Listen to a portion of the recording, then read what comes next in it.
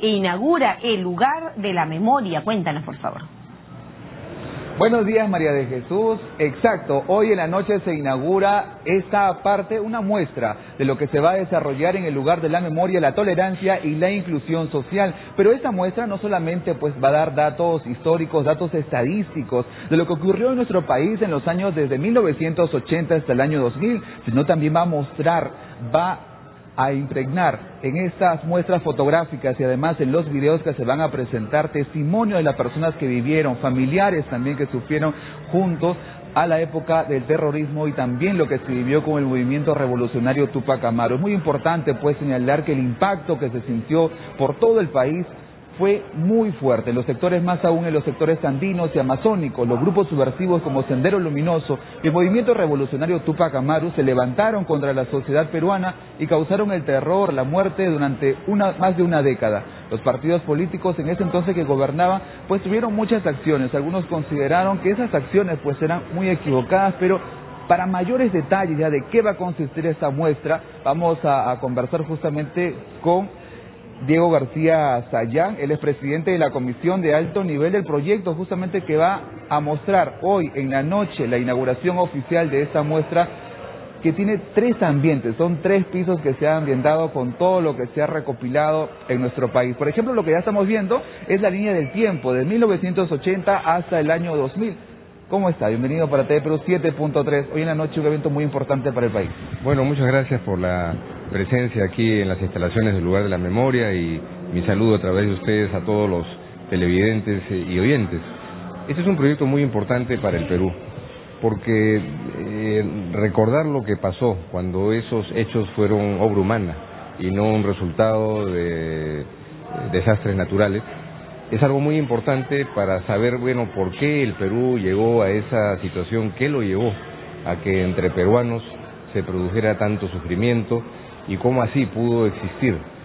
y actuar durante tantos años un grupo que con el propósito declarado de hacer el cambio social utilizó el terrorismo, el homicidio y llevó a la muerte de muchísimos peruanos y peruanas. Entonces, esa memoria sobre los hechos del pasado, narrada con objetividad y con cuidado a partir de ciertos hechos emblemáticos, porque no se puede contar toda la historia, esa historia hay que leerla en miles de páginas que están por ahí escritas, es una parte del proyecto, pero la otra parte también es lo que la sociedad peruana hizo para salir adelante, no es solamente una fotografía, por decirlo, de lo malo, sino también cómo la sociedad peruana fue capaz de responder a través de movilizaciones sociales desde los 80, cómo el Estado fue también aprendiendo y llegar a una situación en la que se recuperó la paz, pero también quedaron muchos asuntos pendientes para el futuro. Pero justamente se va a mostrar una línea del tiempo que retrata básicamente los 3 gobiernos, ¿no? El gobierno del presidente Fernando Belaúnde Terry, el primer gobierno del presidente Alan García y también el presidente Alberto Fujimori, en ese tiempo justamente donde se desarrolló estos actos de violencia. Así es, pero digamos esos son para la cronología, porque no significa que los hechos fueron responsabilidad necesariamente de los gobiernos, son procesos bastante complejos y se han escogido algunas situaciones para poder describir la naturaleza de los problemas, no porque sean esas situaciones necesariamente más graves que otras, hay muchas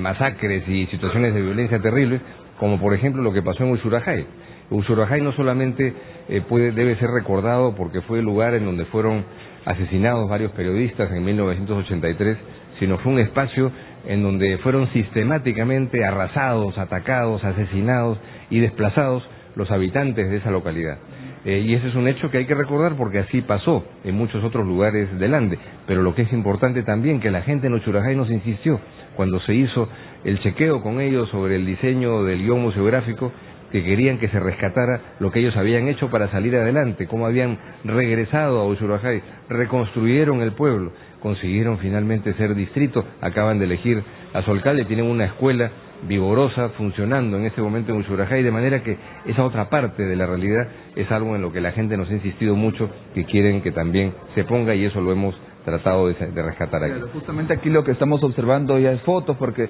en Uchurajay pues fue lo que adquirió el mayor nivel a nivel nacional por la muerte de 8 periodistas. Además su historia, como usted lo mencionaba, iba más allá, porque ahora pues ya se está renovando nuevamente, ya tiene un nuevo alcalde. Pero también otro hecho importante es lo que ocurrió en Putis, también en Huanta, Ayacucho. Aquí fue el 13 de diciembre de 1984, donde más de 123 personas, incluyendo al menos 19 niños de las comunidades aledañas,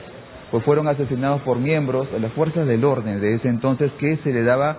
la potestad para que puedan repeler en este caso lo que ocurría por Sendero Luminoso, pero sin embargo se violaron muchos derechos humanos. Y este fue un hecho gravísimo también,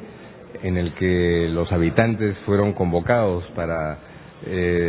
cavar unos supuestos espacios para la piscicultura, cuando en realidad lo que estaban cavando eran las tumbas en las que serían arrojados después de que un comando, un destacamento del ejército los avalió a todos, entre ellos casi 20 niños. Eso se supo mucho tiempo después, no fue un hecho inmediatamente conocido por la comunidad nacional e internacional, y creo que es un caso que opera también emblemáticamente en ese mismo sentido, porque a Putis la gente regresó, en Putis la gente construyó su escuela y hoy día es una comunidad que ha recuperado el uso del espacio para la agricultura y la ganadería. El mundo de los Ayanincas en la selva central, Satipo y aledaños, es otro espacio en donde miles, ya no centenares, sino miles de personas fueron desplazadas, asesinadas por las incursiones que sistemáticamente en una zona produjo Sendero Luminoso, en otros el MRTA, y es un espacio que a veces se ha olvidado, porque la información que ha habido ha sido básicamente sobre lo que ocurrió en las zonas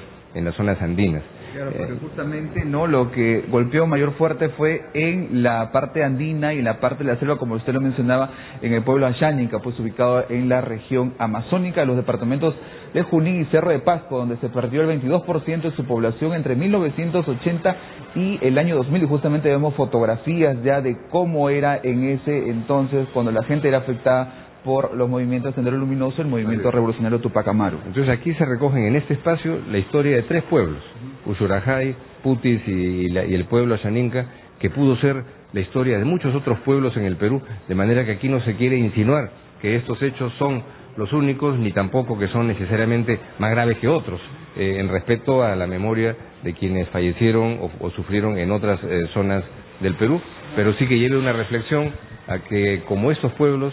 hubo muchos otros en las zonas andinas, en las zonas amazónicas y, como se revela en otro momento, también en las zonas urbanas. Muy importante resaltar, María de Jesús, que no solamente pues la gente que va a venir a observar esta muestra va a observar fotografías, sino también va a conocer historias de gente que ha vivido la época de Sendero Luminoso y también familiares que han convivido con ese terror de 1980 hasta el 2000. ¿Cómo ha sido la recopilación de toda esta información? Porque los familiares son los que vemos aquí, que han dado su testimonio, y también las personas que han sufrido. Esta sala se llama Una persona, todas las personas, y lo que busca es recoger testimonios de víctimas que lo sufrieron directamente o que son porque sus padres, madres o hijos fueron muertos, desaparecidos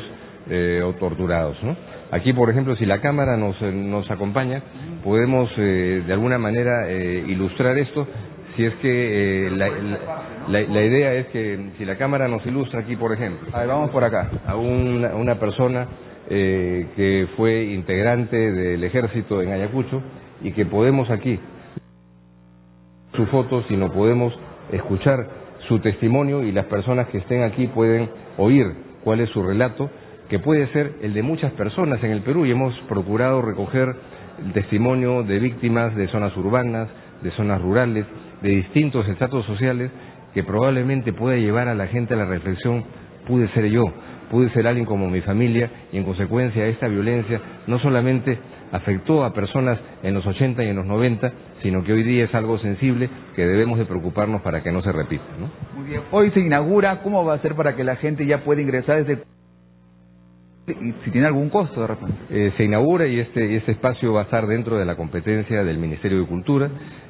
Va a ser un museo, naturalmente, un lugar abierto no solamente para que la gente venga a visitar y a ver, sino a participar, porque la idea es que sea un espacio vivo, en donde pueda haber debates, seminarios, exposiciones itinerantes, hay espacios para exposiciones temporales muy importantes y por supuesto para que en la visita hemos preparado un lugar en donde quienes vengan, por ejemplo, con grupos importantes, estudiantes universitarios o de los colegios, puedan sentarse a reflexionar en el curso de la visita